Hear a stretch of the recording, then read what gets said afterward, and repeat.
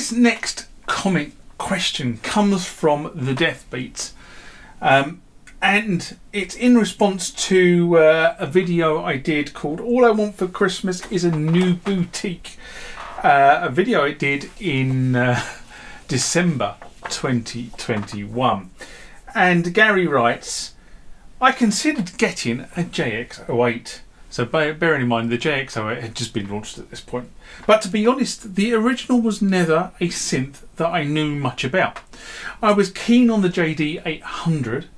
I do love collecting boutique modules, but I never used them as much as I thought I was going to, which is why I tend to only go for the ones I really want, such as the 303, the 909, etc.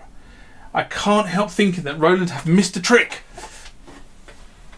here. Surely an Alpha Juno 2 or a JB8000 would have been more popular.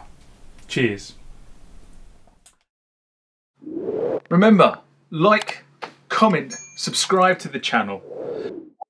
Go over to Instagram and follow me there. Go over to Facebook, follow me there. That's where the normal notices are. And consider becoming a Patreon. You have to wonder if a boutique JX10 will eventually come out that lets you switch between the JX08 and a JX10, as they did with the Juno 60 and the Juno 106. You know what, John? I'm also starting to think that these boutiques are a little expensive, especially in the USA. The JX08 is just over $400 on Sweetwater, and you're right, these machines never go on sale. Looking back, I can't believe I paid $600 for my TR09. That's a lot of money, Gary. So I'm going to start with the last comment first. I do think 350 is on the borderline between being too expensive. £350 that is. I think the right price point would have been probably sub 300 pounds again, and from a marketing perspective, 299 sends a better message than £300. It's that £1 thing that gets us to put our hand in our pocket rather than 300. It's a psychological thing, isn't it? That's why marketeers used 99 rather than round numbers. And it's a worse message at 350. It would have been better to sell it at 349. I looked at the JU08, which are now exchanging hands on the second-hand market for nearly £500. I do kick myself on the JU08, but then I do have a Jupiter X now, and I also have a System 8, both of which are capable of replicating the Jupiter 8 sound. So maybe in the long term I've saved myself £500 and spent a lot more on the bigger synth. Don't know. Now I'm assuming the fact that you're quoting dollars means that you're on that side of the world. Now I do know that Gary spends a proportion of his time in North America and a proportion of his time in Europe.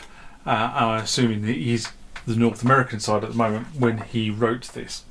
Like you, I've decided that I'm only going to purchase boutiques that I actually might use, and this is one of those struggly things that you sort of have to work out. As I said in the video, I was never a fan of the JD800, so buying a JD08 would need a change of heart on this device. I'm not there, and I'm still not there, given that this mailbag item was written in January 2022 and I'm recording this in September 2022. My feelings haven't changed. I might try to get into the toy shop, and I still have failed. I actually have not been to a music shop in more than 2.5 years. I just haven't got up there with my work in life, health, lockdown, etc, etc. I just haven't managed to get to a music shop. I do intend to go to a music shop, but as many of you know, I gave my car up during lockdown, and so I have to borrow one of the housemates' cars, which is not a major problem, but I still have to borrow somebody's car to go to a toy shop.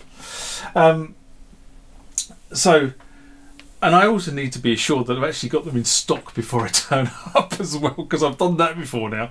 Turned up at a music shop to play with a synth or a module or something, only to find that they don't actually have it in stock. It's on order only. Anyway, on the other hand, the JX08 might be more for me. I generally like the tones of the JX8P,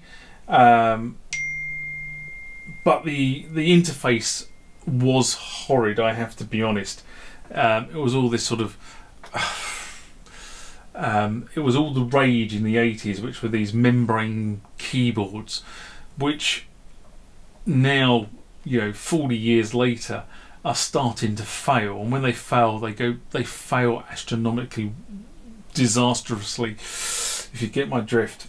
It was one of the reasons why I said in the review videos that I would probably be more towards the Super JX, which was the JX10, that might arrive, and I've got to change page, hang on, in the studio one day.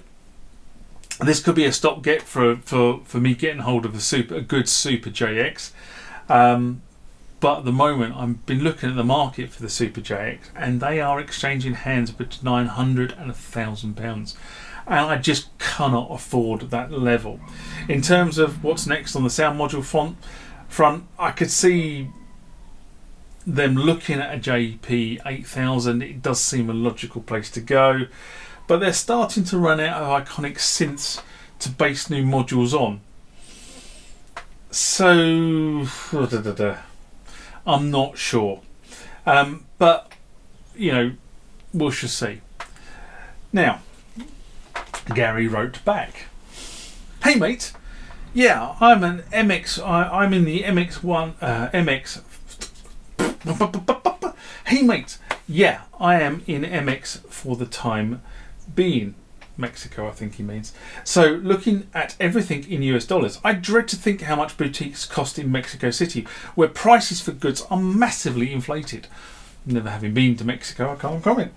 I was quite impressed with the demo of the JX08, especially with it being multi-timbral, but I'm not just sure how much I would use it.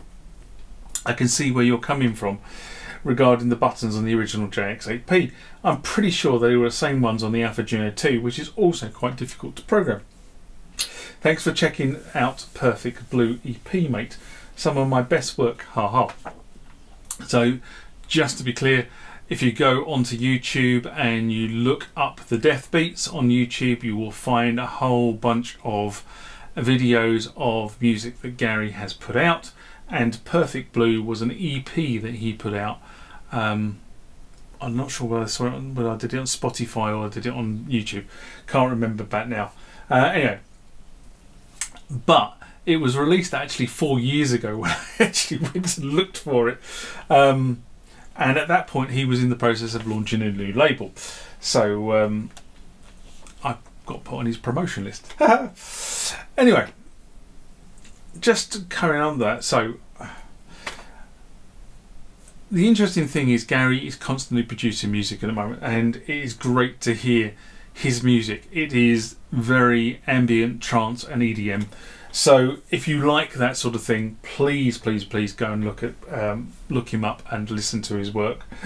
But I look forward to listening to his new work when he releases it. I've been impressed by the demos of the boutique modules, the two that we've been discussing in this particular segment. But these guys from Roland, they're there to make the products look good. You've got to remember that when you see the demos. That's their job. The job is to big up the product. Ed Diaz always makes an instrument look good and sound superb. Whenever you see a video with Ed Diaz, whatever he's doing, it sounds absolutely brilliant. But then he's probably spent the last 3 months scripting performances prior to the video that you see.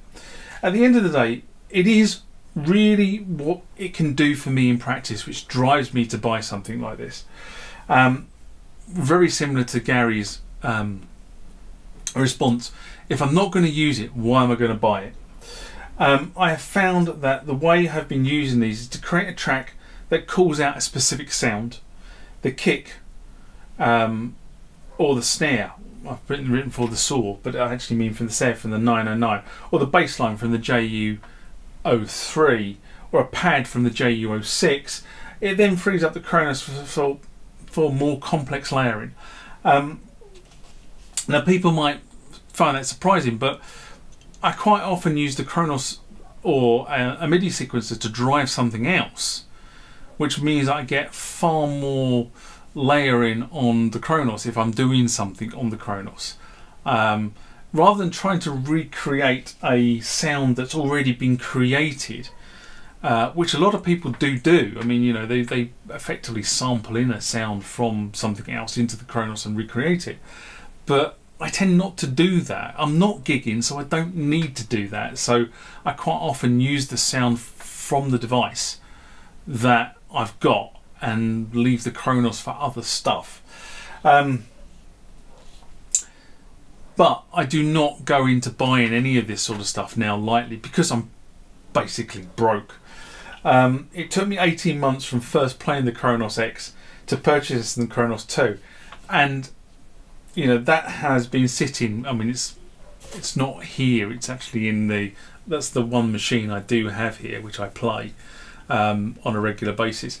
However, I've got to be honest and say I had Wayne Harris over at the weekend, and we did go and get the Jupiter 80 out of storage.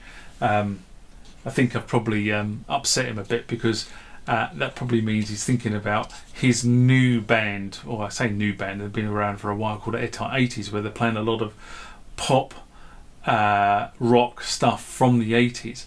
And of course the Jupiter 80 has a lot of those stock sounds that you don't have to recreate, because they're already there. Oh well, sorry Wayne. Anyway, on that note, I think it's time to end this particular question.